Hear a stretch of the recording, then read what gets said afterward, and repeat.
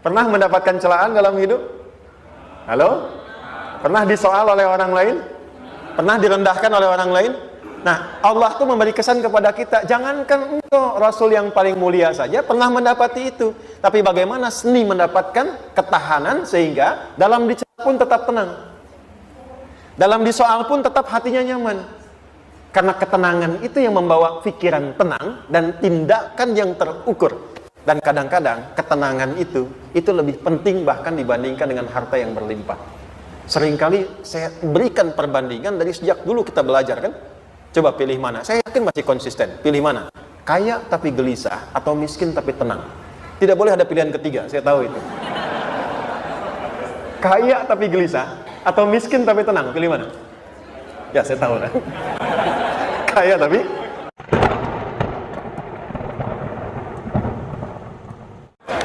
baik, yuk pelan-pelan. Jadi turunnya surah Ad-Duha dan surah Al-Insyirah, hikmahnya satu atau fungsinya satu, memberikan petunjuk bagaimana mengatasi satu persoalan sesulit apapun tapi masih dapat menghadapinya dengan keadaan yang tenang. Satu surah ini atau dua surah ini diturunkan untuk membimbing setiap hamba menuju kepada ketenangan hati. Dua,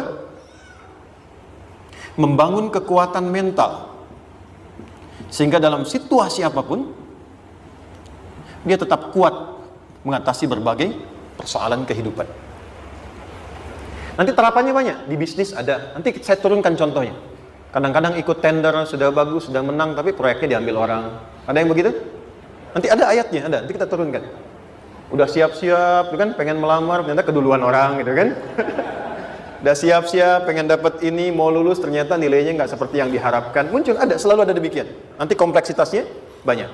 Tapi dua surah ini, kalau kita bisa kuasai artinya dengan baik, pahami dengan benar, maka akan ada sesuatu yang beda yang terasa dalam jiwa kita dan kesiapan mengatasi setiap persoalan dalam kehidupan. Yuk kita baca dulu ya, supaya dapat keberkahannya dari dua surah ini. Saya bacakan, Anda ikuti ya. A'udzu billahi minasy syaithanir rajim.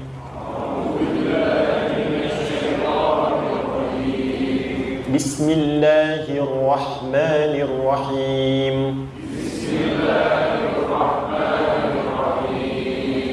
Wadduha wal-laili idza saja ma wadda'aka rabbuka wa ma qala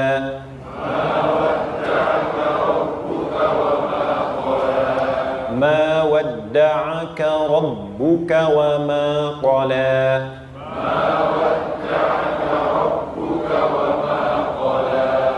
walal akhiratu khairul laka minal ula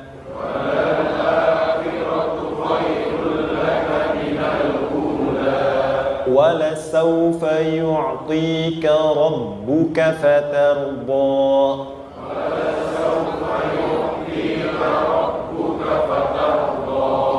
alam yajidka yatiman fa'awa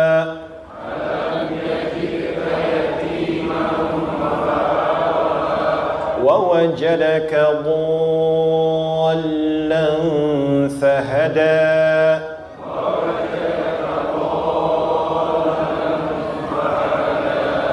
ووجدك عائلا فأغنى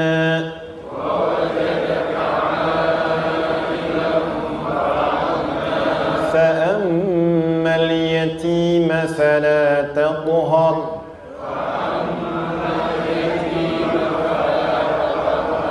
وأما السائل فلا تنهر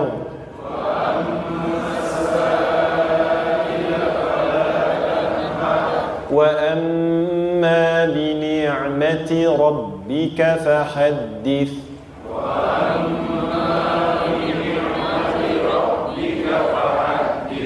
Baik, satu surah dulu, alhamdulillah. Izin saya bacakan tadi untuk diikuti supaya setidaknya Kalau kita pulang dan ditanya, bagaimana hidupmu engkau jalani, seperti apa engkau berinteraksi dengan Quran yang telah aku turunkan, maka kita pernah menjawab, ya Allah, kami pernah bacakan itu. Jangan pernah kita berkehidupan sampai wafat dan tidak pernah berinteraksi dengan Quran walaupun sekedar membacanya. Wadduha, aku bersumpah, setiap huruf waw yang berada di awal kalimat di satu surah itu makna utamanya berarti sumpah. Ya, qasam, sumpah. Seringkali diartikan demi, ya. Wal asri, demi masa. Wal fajri, demi waktu fajar. Wal laili, demi malam. Intinya sumpah. Sebentar, pelan-pelan. Kalau Allah menyampaikan sesuatu kepada kita, yakin tidak? Saya ulang, yakin tidak? Serius? Hah? Kalau yakin, kenapa tidak dilakukan? Ya, itu pertanyaan besar, ya. Baik, kalau Allah menyampaikan, tidak bersumpah pun harusnya kita yakin. Tapi kalau Allah bersumpah dalam kaidah ilmu tafsir, berarti ada sesuatu yang sangat penting, yang saking pentingnya akan sangat dibutuhkan oleh setiap hamba, sehingga diminta setiap hamba itu fokus menyimak apa yang mau disampaikan. Bahkan saking pentingnya menyimak itu, Allah bersumpah. Jelas? Jadi kalau teman-teman menemukan di Quran ada ayat dibuka dengan sumpah, berarti ada kasih Allah yang tinggi yang akan disampaikan di ayat itu sampai meminta kita fokus untuk menyimaknya. Ad-duha, untuk memudahkan maknanya, teman-teman kalau waktu duha itu jam berapa ya? Oke, sebetulnya dimulai sejak matahari itu mulai naik, yang memantulkan, ya, atau menyinari cahayanya itu mulai terasa lembut. Ya, kalau misalnya kita ambil 1,5 jam setelah subuh. Sekarang subuh 4:30 lah, taruhlah 4:30 ya. 1,5 jam berarti jam 6 kan? Nah, itu awal duha tuh. Awal duha. Sampai ke pertengahan kurang lebih 9:30, jam 10. Akhir duha jam 11 sampai menjelang ke zuhur. Awal duhanya disebut dengan syuruk namanya. Syuruk. Jadi syuruk itu awal duha. Kalau sudah jam 6 ada cahaya matahari ya, enak nggak ke tubuh kita itu? Nyaman nggak? Jam 8 enak nggak kalau berjemur ya? Jam 9 enak ya? Nah, ini kata kiasan dalam bahasa Arab. Kalau kita merasakan sesuatu yang enak, nyaman, memberikan manfaat yang banyak, itu orang Arab sering memberikan kiasan dengan waktu-waktu tertentu. Di antaranya duha. Jadi kalau kita menemukan kalimat duha, jangan langsung diartikan ke waktu duhanya. Boleh jadi yang diinginkan adalah makna di balik itu, yaitu semua kenikmatan dan kenyamanan yang didapatkan. Cara mengartikan ini, wadduha, aku bersumpah, kata Allah, ya Muhammad, demi semua kenikmatan yang kau rasakan dalam hidup, seperti engkau merasakan kenikmatan cahaya duha itu. Jelas? Wal laili idza saja, dan aku bersumpah, al-lail, lail itu apa? Malam. Baik, lail turunannya, layali jamaknya, lela, lili, lala, itu malam. Jadi kalau ada ibu leli, ibu malam-malam ya. Al-lail. Oke. Lail itu malam. Malam gelap nggak? Gelap. Tapi kalau gelapnya gulita, tidak ada cahayanya, gelap betul gitu. Gelap ya. Misalnya sedang kita dapati misalnya satu momentum padam lampu, padam semua, dan pas gerhana misalnya gelap sekali. Nah, itu bahasa Arabnya disebut dengan saja namanya. Ya, saja. Wal laili idza saja. Dan malam apabila telah gulita. Zaman Nabi kan nggak ada lampu. Ya, belum ada PLN. Ya, dan seterusnya. Jadi gelapnya betul-betul gelap. Saya mau tanya sebentar. Biasanya kalau situasi gelap itu mudah nggak menemukan benda tertentu? Melangkah mudah atau sulit? Tidak mudah untuk dilakukan kan? Dalam bahasa Arab, kalau kita ingin mengungkapkan satu kegamangan yang luar biasa, sampai kita merasakan gelap dan sulit melangkah, bukan hanya karena nggak ada cahaya, mungkin karena ada pekerjaan tertentu yang menyulitkan, masalah tertentu yang menyulitkan, sehingga merasa seakan-akan kita tuh gelap, makan nggak enak, melangkah susah. Pernah nggak merasakan situasi yang saking beratnya satu beban itu seakan-akan makan nggak mau, melangkahnya berat, ada vertigo, kadang-kadang pusing. Pernah merasakan itu? Itu bahasa Arabnya wal laili idza saja. Perhatikan kalimatnya. Ya Muhammad sallallahu alaihi wasallam, aku bersumpah demi semua kebahagiaan dan kenikmatan yang engkau pernah raih seperti merasakan kenikmatan cahaya Tuhan. Dan mungkin persoalan hidup yang pelik yang membuat engkau merasakan kesulitan, seakan-akan merasa di suasana gelap yang gulita. Ma wadda'aka rabbuka wa ma qala. Tanamkan dalam jiwamu yang paling dalam, aku tidak akan pernah meninggalkanmu. Ada suami pulang dari pekerjaan, mendapati istri sedang termenung dan mengalir air matanya. Tiba-tiba suaminya datang mengatakan, hangat sekali pada istrinya, di sampingnya membelainya dan mengatakan, Ma, demi semua suka yang pernah kita lalui bersama, dan demi duka yang mengalirkan air matamu saat ini pun, tanamkan dalam hatimu yang paling dalam, Papa akan selalu bersama Mama dalam setiap situasi itu. Kira-kira para ibu merasakan itu bagaimana perasaannya? Masa sih? Tapi itu menarik loh. Menarik ya. Jadi kalau teman-teman ngaji surat Yusuf, di surat Yusuf itu laki-laki diilustrasikan dengan matahari, perempuan diilustrasikan dengan rembulan. Ya?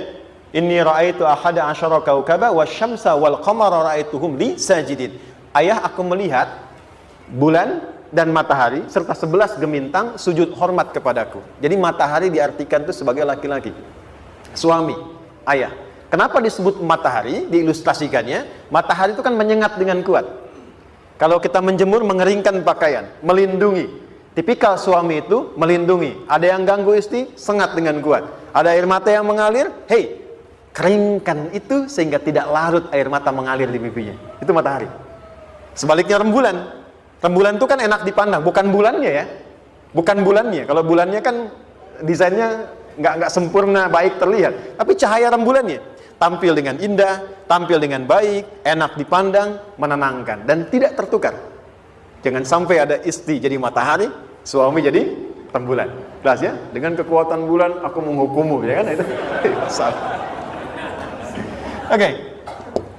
Tahan sampai sini, tahan. Lihat baik-baik. Saya berhenti sampai sini dulu. Kalau di Quran ada ayat menyebutkan, tidak spesifik orang yang disebutkan dan kapan kejadiannya, maka peristiwa itu akan terjadi dan dialami oleh kemungkinan generasi berbeda di setiap masa dengan tokoh berbeda tapi perasaan yang serupa. Sebaliknya, kalau disebutkan namanya, jelas identitasnya, kapan kejadiannya, maka peristiwa itu hanya akan menimpa orang tersebut dan tidak akan dialami lagi orang lain setelahnya. Saya tanya dulu yang akhwat, yang perempuan, kenal Maryam? Kenal, bagus. Kenal di mana? Maryam anaknya Imran, mengandung, melahirkan Isa alaihissalam, Yesus Mesias, tanpa disentuh laki-laki manapun. Dan di Quran identitasnya disebutkan langsung, Maryam binti Imran, wa Maryam ibnata Imran. Ini menunjukkan kesan bahwa yang mengandung dan melahirkan tanpa disentuh laki-laki manapun, itu hanya Maryam anaknya Imran. Ingat ya, mengandung melahirkan tanpa disentuh laki-laki manapun. Bukan mengandung melahirkan tanpa suami, kalau itu banyak dia. Ya, mengandung melahirkan tanpa disentuh laki-laki manapun. Hanya Maryam binti Imran. Tapi kalau nggak disebutkan siapa orangnya, kapan kejadiannya, tidak detail disebutkan, ini artinya situasi itu akan dialami kembali oleh orang di masa depan dengan generasi yang berbeda tapi substansi yang sama. Pertanyaannya, pernahkah kita mengalami situasi yang sulit sampai seakan merasa gelap? Nah, baik, maka adab yang pertama, jika mengalami situasi seberat apapun dalam berkehidupan, maka dekati Allah Subhanahu wa ta'ala. Ini awalnya, dekati Allah. Apalagi kalau ada yang mengatakan ini nggak mungkin, ini nggak akan terjadi, ini nggak bisa. Kalau sudah ada tanda seperti itu tanda langsung dari Allah supaya Anda diminta langsung mendekat kepada Allah dan tinggalkan semua makhluk. Karena Allah hanya akan mengabulkan langsung kepada Anda tanpa perantara siapapun. Itu yang terjadi pada Nabi Zakaria. Ini nggak mungkin, ini mustahil. Maka beliau langsung memohon kepada Allah dan langsung menyebutkan, ya Allah, saya minta darimu saja, tidak dari yang lain. Maka dikabulkan seketika. Jadi yang pertama, jika punya kesulitan sebesar apapun, seberat apapun, cepat dekati Allah. Maka di situ akan dijawab langsung oleh Allah, ma wadda'aka rabbuka wa ma qala. Hambaku, sepanjang engkau mendekat kepadaku, maka yakinkan dalam dirimu, situasi apapun yang kau rasakan, aku tidak akan pernah meninggalkanmu. Sudah? Satu? Paham sampai sini? Oke. Pelan-pelan ya. Saya belum bicara caranya. Saya baru bicara di awal motivasinya. Dekati Allah dulu, nanti caranya didetilkan di surah Al-Insyirah. Teruskan. Ma wadda'aka rabbuka wa ma qala. Walal akhiratu khairul laka minal. Perhatikan. Hei, seberat-berat bebanmu saat ini, ingat, satu saat akan tuntas. Dan ini pun ujian. Kalau sudah meninggal, gak ada ujian lagi. Dan nanti kehidupan yang sekarang, apapun yang kau pertentangkan, perdebatkan, perselisihkan, itu semua akan ditinggalkan. Jadi ternyata Allah mengungkap hakikat kehidupan dunia. Apapun yang diperselisihkan, tuh unik ya. Orang berselisih pada yang akan ditinggalkan. Aneh nggak? Ada orang berebut makanan, kan? Rebutan sampai berkelahi dan sebagainya. Pada akhirnya, makanan yang diperebutkan itu pun akan ditinggalkan. Yang ini meninggal, itu meninggal. Jadi memperebutkan sesuatu yang pada akhirnya akan berakhir. Kata Allah, Allah sampaikan, jika Anda mengalami situasi, sesuatu yang mungkin membuat berat, tanamkan pada jiwa kita, hei, yang aku kejar-kejar ini, boleh jadi aku akan tinggalkan juga. Kenapa aku harus menangisi dan larut pada sesuatu yang tidak abadi? Maka Allah hibur kita dengan mengatakan, kamu tenangkan diri dulu. Semua yang kamu pikirkan sampai membuat kamu berat begini, pada akhirnya kamu tinggalkan, dan yang abadi itu akhirat. Walal akhiratu khairul laka minal. Dua, pelan-pelan sikapi setiap masalah dengan proporsional.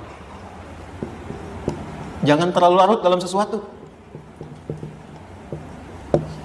Dapat job satu, pengen, udah siap, kontraknya besar, tiba-tiba hilang.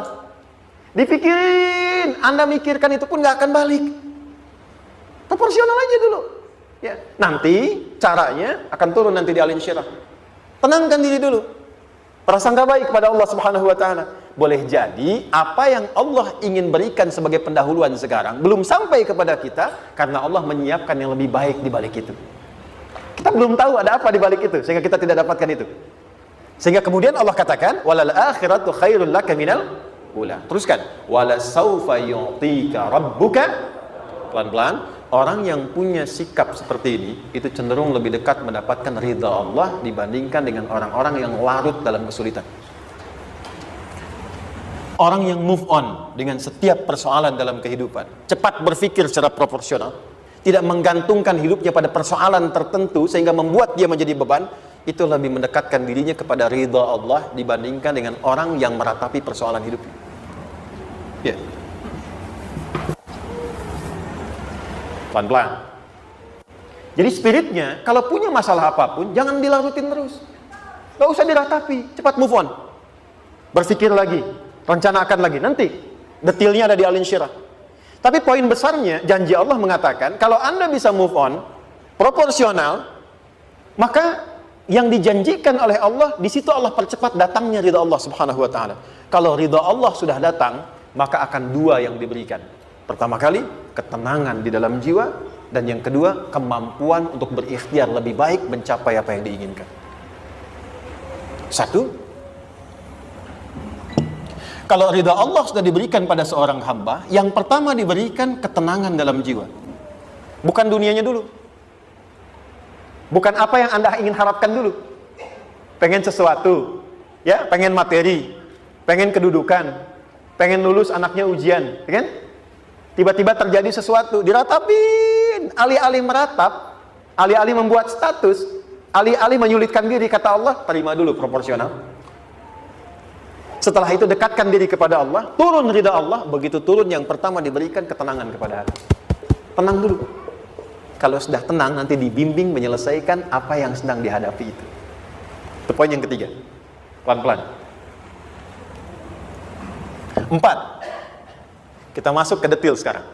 Perhatikan baik-baik. Ini yang paling menarik. Alam yajidka yatiman fa'awa. Muhammad SAW, bukankah dulu engkau yatim? Punya banyak masalah? Aku selesaikan juga. Ayahmu meninggal sebelum lahir, ada ibu. Ibu meninggal, ada kakek. Kakek meninggal, ada paman. Ya kan? Ada teman yang menemani Sayyidah Khadijah, teman yang setia, semua kebutuhan tersedia. Artinya apa? Perhatikan baik-baik.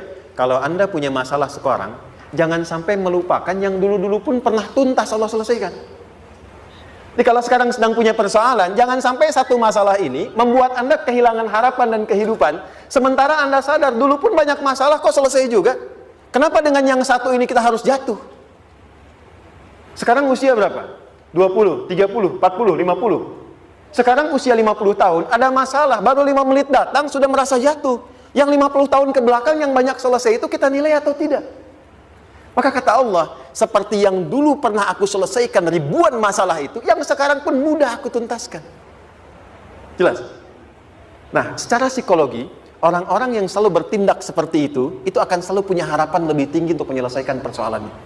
Jadi kalau sedang punya masalah, pikirkan yang dulu juga selesai, masa yang sekarang nggak selesai. Itu prinsipnya.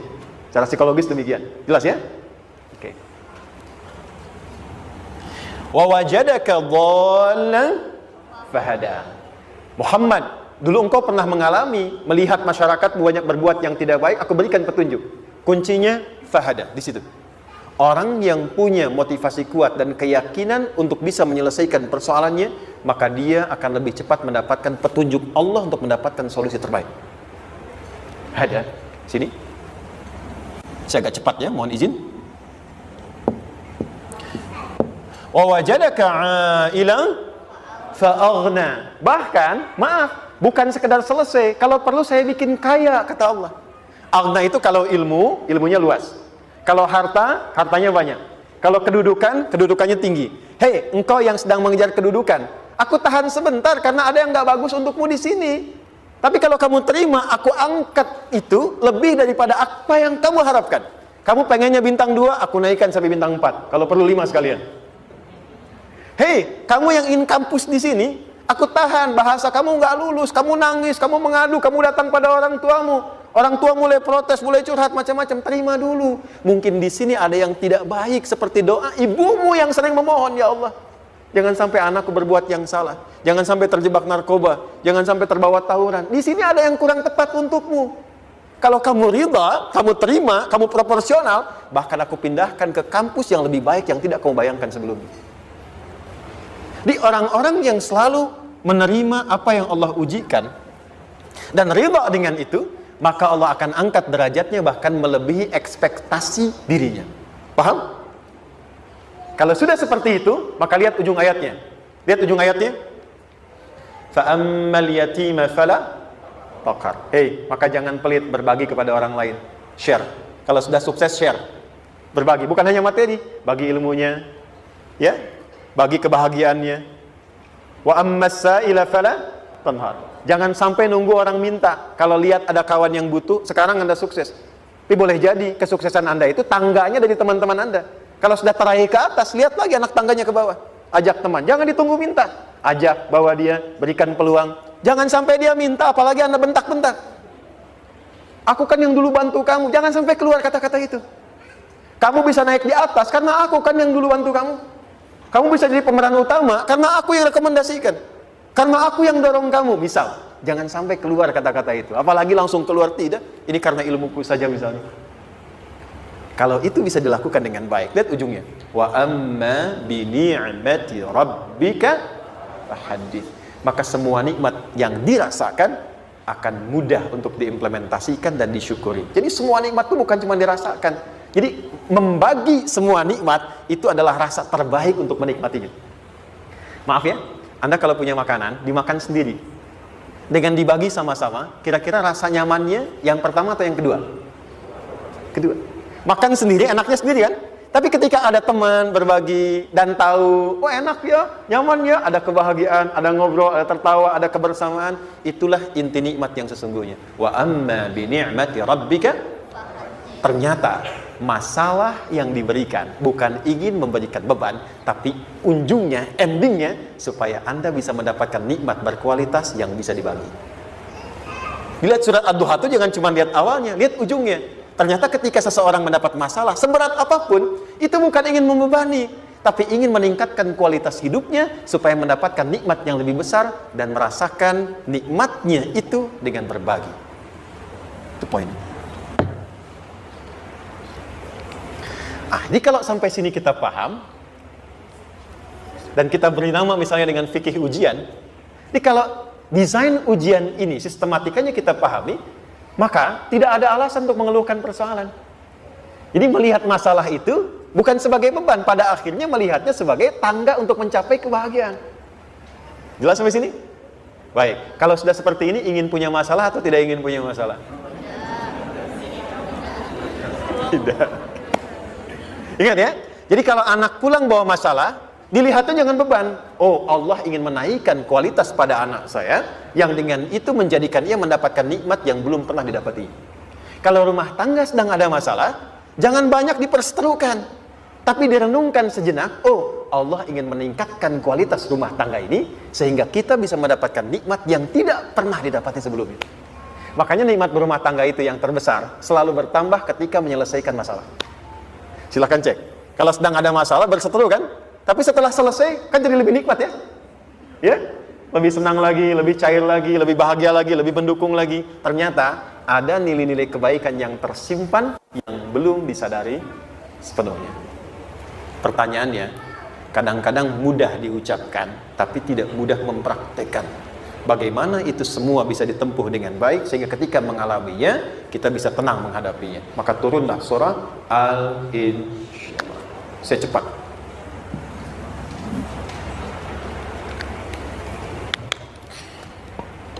Teman-teman, ini apa? Kelas ya? Baik, pelan-pelan sedikit. Kira-kira volumenya besar kecil? Kecil ya? Baik. Kalau saya bandingkan dengan gayung, volumenya besar mana? Gayung ya? Baik. Kalau ini saya perlebar, sehingga bisa memasukkan apapun ke dalamnya, itu bahasa Arabnya disebut dengan insyirah namanya. Jelas? Meluaskan sesuatu sehingga terlihat lapang, sehingga memudahkan setiap hal masuk ke dalamnya. Itu insyirah namanya. Surah ini diberi nama dengan surah Al-Insyirah, yang berarti sesuatu yang lapang, yang tenang, yang nyaman. Yang diharapkan dengan keadaan hati yang lapang, nyaman, tenang itu, segala persoalan yang dihadapi dalam kehidupan akan mudah diterima dan tidak berdampak besar dalam menyikapinya. Maka bagaimana kemudian Allah memberikan turunan-turunan petunjuk supaya apa yang diharapkan ini bisa tercapai? Satu, izin mengilustrasikan, saya kasih cerita sebentar. Ada seorang anak muda, kisah ini sangat viral, hampir setiap kita bisa mendapatinya. Datang kepada seorang kakek tua di sisi danau yang jernih sekali airnya. Dia berkeluh kesah tentang persoalannya. Dia katakan, saya punya masalah begini. Berat sekali terasanya. Kakek itu kemudian permisi, dia hanya membawa 2 genggam garam. Kemudian beliau bawa 1 gelas, ilustrasinya seperti ini. Dimasukkanlah kemudian garam itu ke gelas itu, lalu diambil 1 gelas air yang jernih tadi dengan garam segenggam. Kata beliau, minum. Pemuda itu mengatakan, wah asin, minum aja dulu. Lalu ketika diminum, langsung ditumpahkan, dia muntahkan, asin katanya. Lalu setelah itu kakek yang tadi melepaskan segenggam sisanya, dilempar ke danau tadi yang luas, lalu diambil lagi dengan gelas yang sama. Sekarang minum. Bagaimana rasanya? Segar, enak, nyaman. Itulah hatimu. Kalau hatimu sempit sesempit gelas ini, maka masalah sekecil apapun akan selalu menghadirkan kesulitan seperti engkau menelan garam tadi. Tapi kalau hatimu luas, sebesar apapun masalah, tidak akan pernah berdampak pada dirimu kecuali engkau mampu menyusun rencana untuk mengatasinya. Kelapangan hati yang membuat diri kita mampu menerima persoalan apapun, itu yang disebut dengan insyirah. Makanya dulu tahun 90-an ada sinetron Hati Seluas Samudra gitu ya. Saya pernah tahu itu. Sama anaknya diapa-apain juga, masih aja ya menerima gitu. Dulu siapa ya? Jeremy Thomas dan lain-lain ya. Saya kira ada itu. Ya, saya kira itu ya. Saya pernah lihat sejenak ya. Saya jarang-jarang nonton gitu. Pernah lihat aja. Saya senang riset. Jadi kalau Riset itu ada riset dakwah, ada riset materi. Saya teman-teman yang musik gitu ya, saya tidak terlalu dekat dengan musik karena saya di Quran gitu. Tapi untuk mengetahui hukum musik itu bagaimana, saya riset. Sampai ke notasi saya tahu. C, D, F, G, A, B, C, G, A, B, C, D, F, G, D, F, G, A, B, C, D, A, B, C, D, F, G, A, F, G, A, B, C, D, E, B, C, D, E, F, G, Ais, B, F, G, Ais, B, C, D, Ais, Fis, C, D, Ais, B, G, Ais, Bis, Cis. Gitu kan ya? Ya? Tapi kalau diminta piano, gitar, ini saya nggak bisa. Ya, tapi untuk menentukan hukum, nah kita bisa paham gitu. Misalnya boleh nggak baca Quran pakai langgam Jawa gitu kan? Nah, hukumnya apa? Nanti dari teori itu muncul. Ya, paham ya? Nah, oke, balik sini. Perhatikan baik-baik. Satu, saya agak cepat. Ini ditafsir langsung turun Al-Insyirah. Yang pertama, alam nashrah laka sadrak wa wada'na anka wizrak alladhi anqadha dhahrak. Tahan sampai sini dulu, 3 ayat. Saya mulai dari ayat kedua dan ketiga. Perhatikan baik-baik. Wa wada'na anka wizrak alladhi anqadha dhahrak. Artinya apa? Artinya satu beban yang diletakkan di pundak yang berpengaruh kepada semua bagian tubuh. Kita pernah melakukan atau melihat yang angkat beban ya? Beban kan semakin berat diangkat, semakin terasa ke bagian-bagian tubuh ya, ke semuanya. Nah, itu namanya wizrak alladzi anqadha dhahrak. Beban yang dipikul yang berat sekali sampai semua merasa. Makanya jadi satu ungkapan dengan mengatakan dia sedang memikul beban yang sangat berat. Sampai kepalanya pusing, tidur nggak nyaman, miring kanan, miring kiri. Itu namanya ya alladzi anqadha dhahrak. Satu. Saya percepat, akan ada satu masa dalam hidup setiap hamba merasakan satu persoalan yang seakan-akan beban berat yang dipikul sampai merasa kesulitan dari ujung kepala sampai ujung kaki. Siapapun itu. Jujur ya, setiap kita tanyakan pada diri sendiri. Setiap kita yang ada di sini, saya yakin pasti pernah atau bahkan akan mengalami satu peristiwa yang merasakan beban berat sampai seakan-akan ujung kepala sampai ujung kaki merasakan sakitnya. Ada yang sudah mengalami atau bahkan nanti akan ada yang melalui. Perhatikan baik-baik. Teruskan ayatnya. Wa rafa'na laka. Perhatikan. Kalau ada yang sedang merasakan itu, yakinlah kata Allah, pada saat itu sesungguhnya Allah sedang mengangkat derajatnya dan meningkatkan kualitas hidupnya untuk mencapai sesuatu yang istimewa yang belum pernah diraihnya. Dari sini kita buat persamaan. Ujian. Tadi kan? Berbanding lurus dengan harapan. Banding lurus dengan solusi nanti pada akhirnya. Fokus. Lulus di sini, insya Allah setiap persoalan akan lebih mudah untuk diatasi. Ujian, seberat apapun yang sedang kita alami, tidak akan pernah diberikan kepada kita oleh Allah, kecuali ternyata hikmahnya untuk mengabulkan harapan-harapan besar yang sebetulnya kita mintakan. Jujur ya, setiap kita kan sering punya permohonan ya, sering berdoa ya, ya Allah minta ini, minta itu, minta ini, minta itu, gitu kan? Nah, cara Allah mengabulkan harapan kita itu, yang pertama, jalurnya lewat ujian. Karena semua kesuksesan itu, desain dasarnya adalah melewati ujian. Coba, anak-anak kita yang sedang sekolah itu, apa mungkin diwisuda dengan penuh kebahagiaan kalau nggak mengalami ujian? Hah? Lewat ujian dulu kan? Dia belajar dulu, ujian dulu, ngatasin soal dulu, lulus, baru wisuda. Apakah mungkin akan dapat IPK 4 yang diharapkan kalau tidak mengalami ujian? Belajar dulu, ya kan? Ada waktu, sempat dia bangun malam, siang, dan seterusnya belajar, keringat dan sebagainya, baru bahagia kan? Dan ternyata belajar itu untuk diwisuda. Sebab kalau kita tidak belajar, mustahil dapat wisuda. Kalau tidak lewat ujian, mustahil dapat ijazah. Karena ternyata harapan itu, hukum dasarnya dalam berkehidupan, bisa diraih dengan melewati ujian. Ini poinnya. Jadi mohon, kalau sedang mengalami sebuah peristiwa dan kita harus menghadapi itu, coba renungkan, sebetulnya pernah berdoa apa sampai kita mengalami itu, sehingga dengan jalan itulah sebetulnya Allah ingin mengabulkan harapan yang dulu pernah kita mintakan. Jelas? Oke, satu.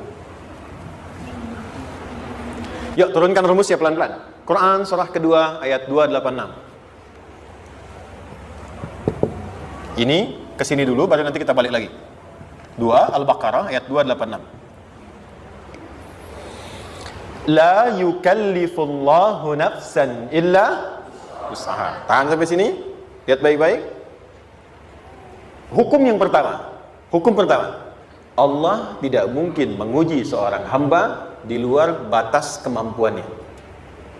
Jadi kaidah yang pertama tadi, kalau kita sedang diuji, sebetulnya ada harapan dan doa yang pernah kita mohonkan dan Allah ingin mengabulkan itu, jalan pertamanya adalah ujian.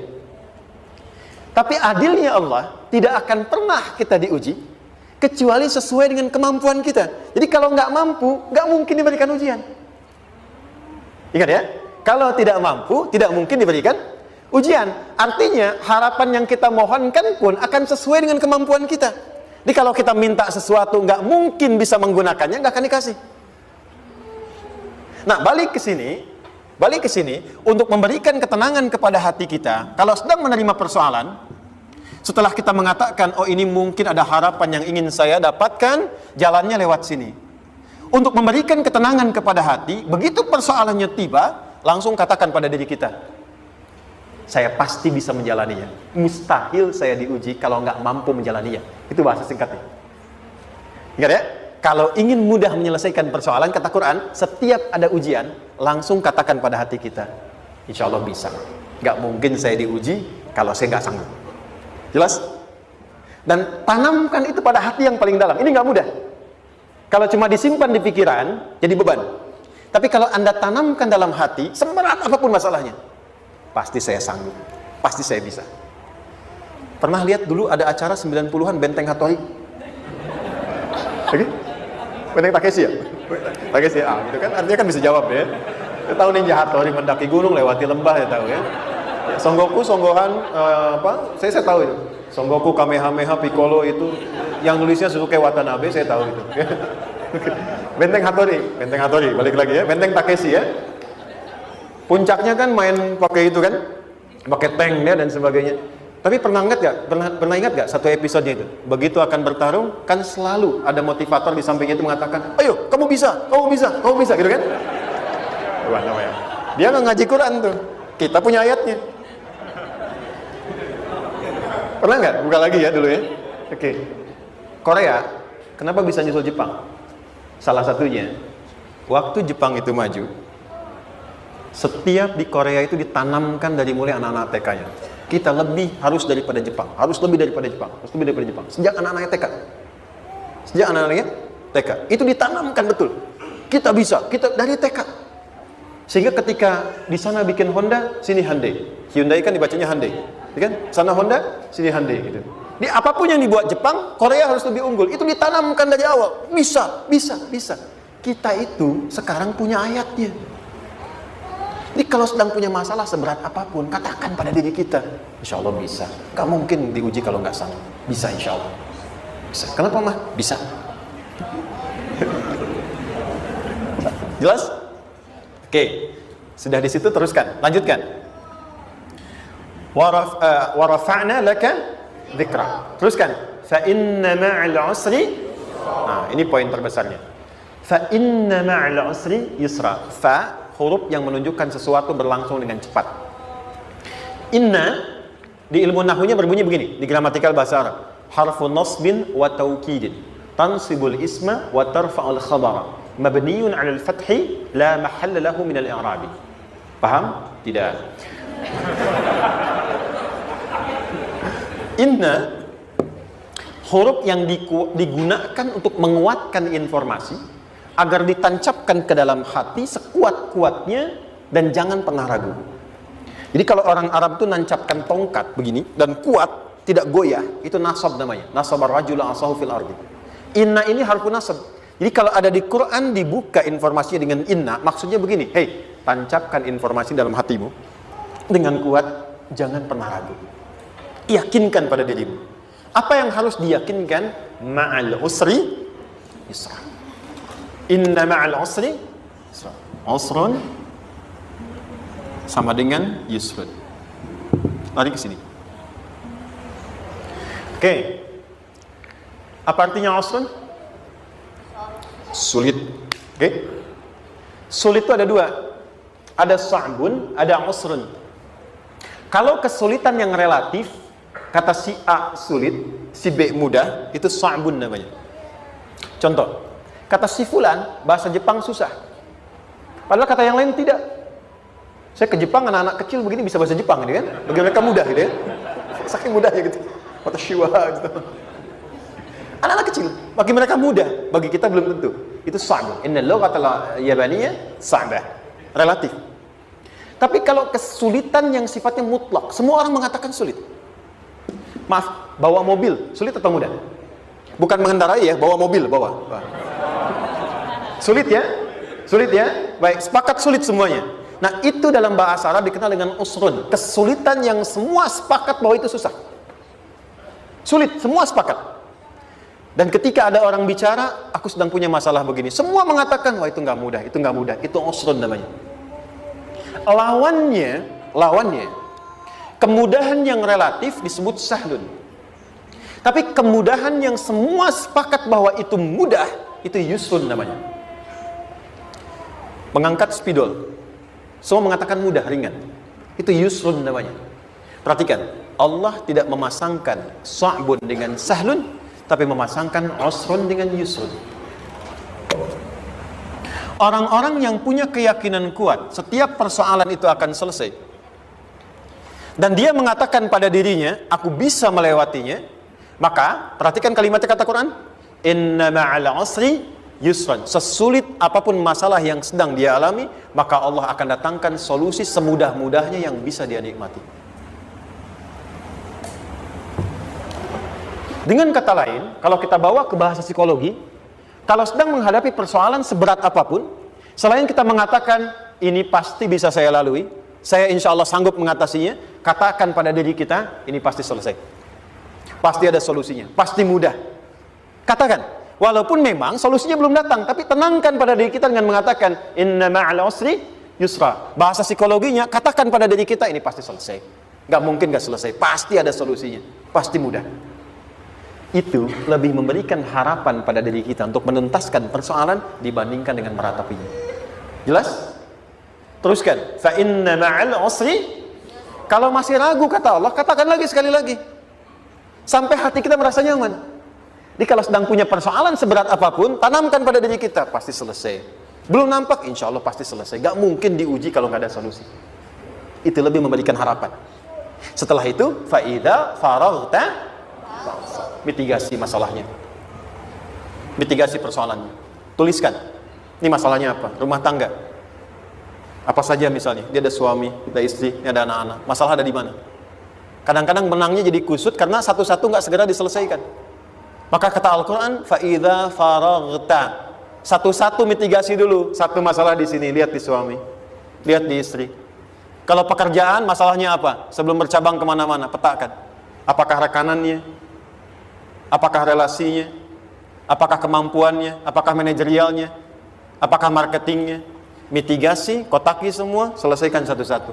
Setelah itu, apa yang dilakukan? Wa ila rabbika, tawakal sepenuhnya kepada Allah untuk menentukan hasilnya. Tawakal itu yang paling mahal.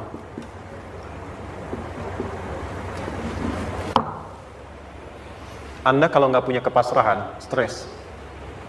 Karena selalu memikirkan apa yang mau dikerjakan dan selalu orientasi pada hasil. Kita punya tawakal. Kalau kita mampu menyerahkan sesuatu, gini, di sini ada orang yang paling jago misalnya main basket. Ada pertandingan basket.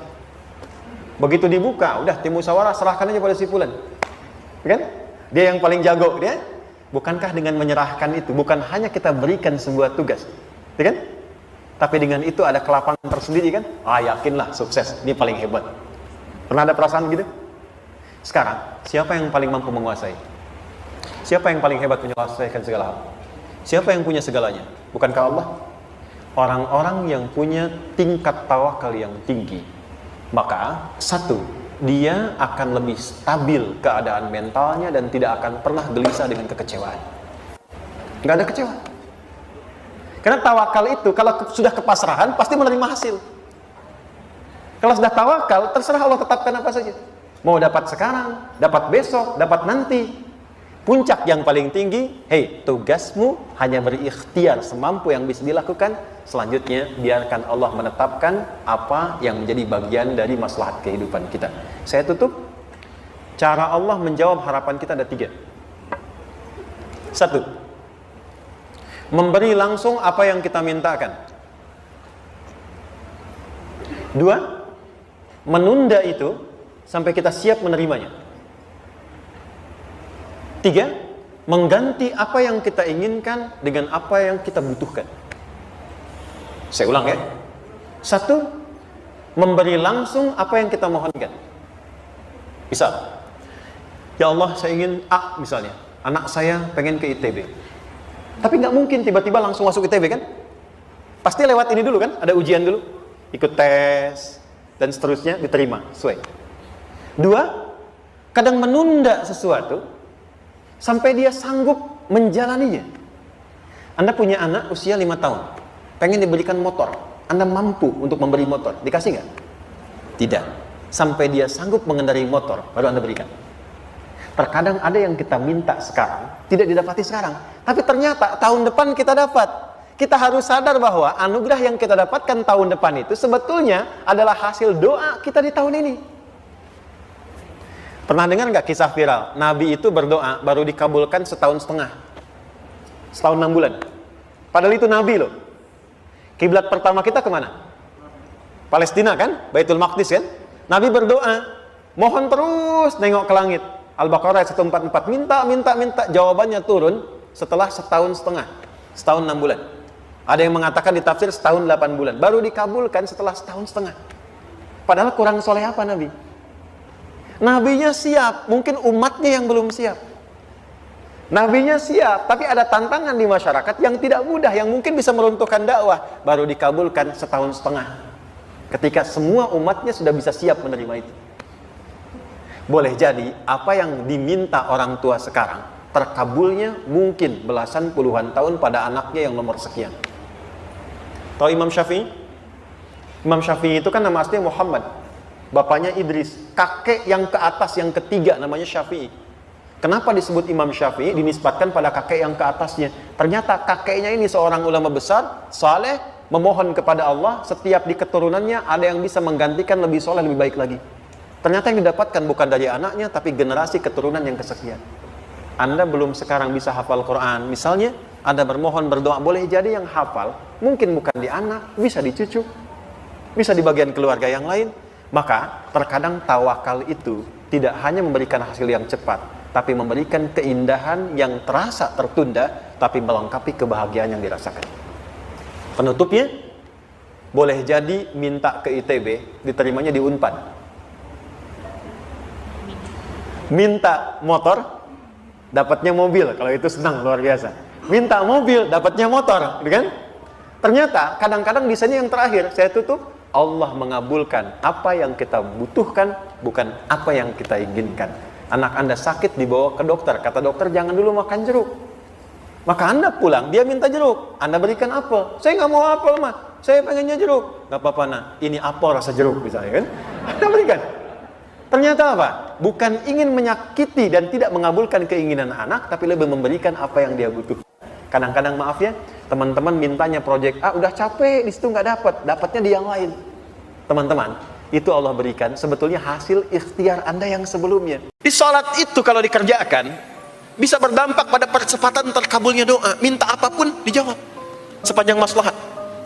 Makanya nanti untuk umat Nabi Muhammad, jangan tunggu, panggilan sholatnya adalah panggilan langsung dari Allah. Minta, punya masalah apa? Aku selesaikan, kata Allah. Di sholat itu bukan main-main.